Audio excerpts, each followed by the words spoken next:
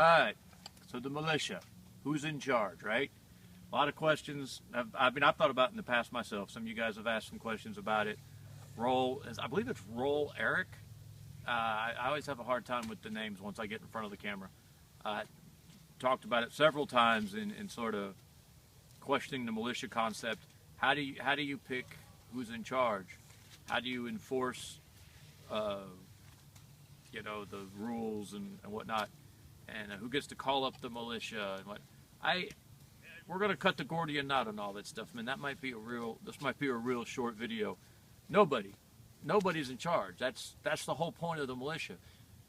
You never ever as a man give up your moral authority to anybody under any situation.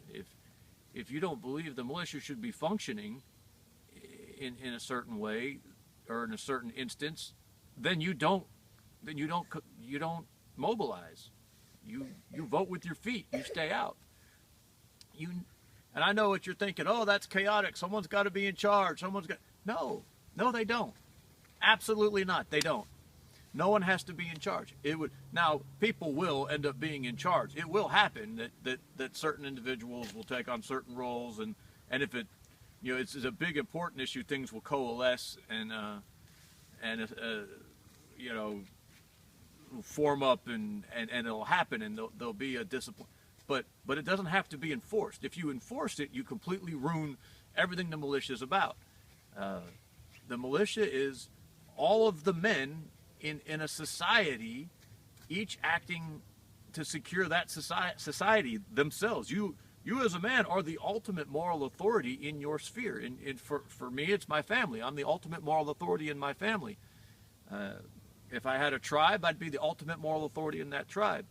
No one gets to tell me what's right, what's wrong, or what I know in our culture we do. I mean, obviously we're enslaved every which way we turn, but that's not how it's supposed to be.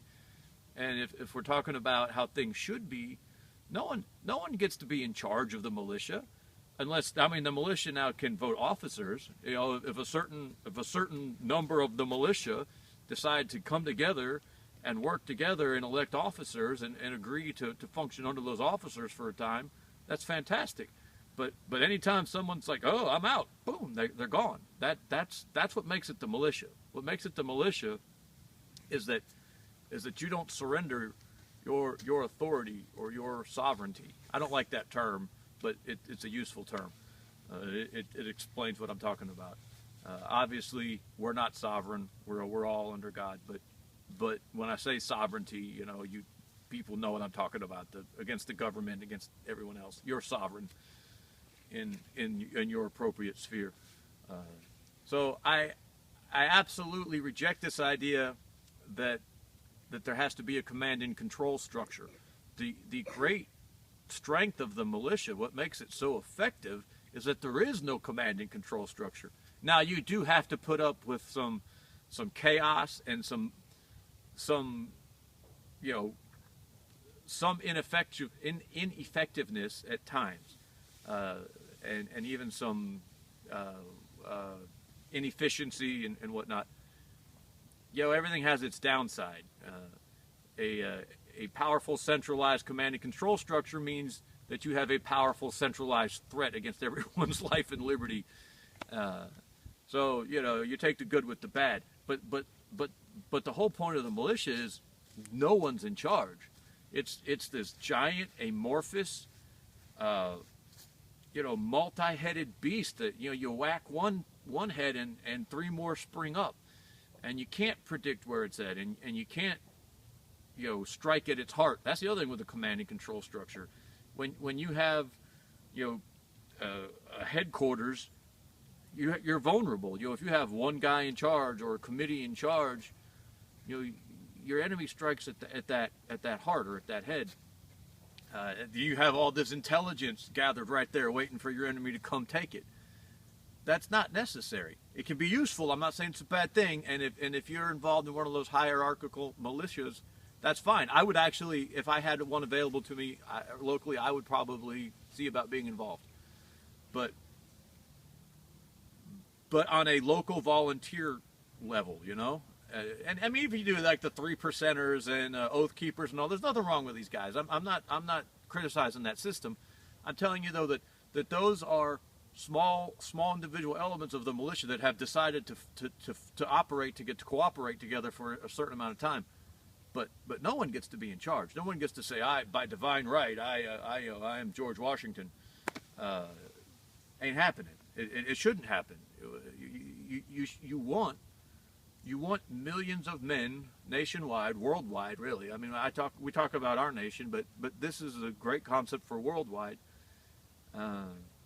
Millions of men every day approaching every decision about from the standpoint of I'm not even sure how to articulate it. You want every man to approach every day and every decision like he is completely in charge and completely responsible. And he respects every other man's responsibility and authority. And no man should ever abrogate that or surrender that almost under any circumstances. I say that as a military man. Loved being in the Marines. Loved that hierarchy and that status and everything that went along with that. A lot of men function well in that, and I think that's intrinsic to who we are, and it allows us to cooperate. But you still don't give up your moral authority. You don't give up your agency when you're in the militia. Inside the militia, now you go join the Marine Corps. It's a different thing. But inside the militia, you never give up your moral authority or your agency. No one gets to be in charge. No one gets to call you up and say, hey, you have to show up here and help me do this. They have to sell you on that. You have to be convinced. You have to decide that what's going on is worth you leaving your home and your family and your crops and going out to handle business.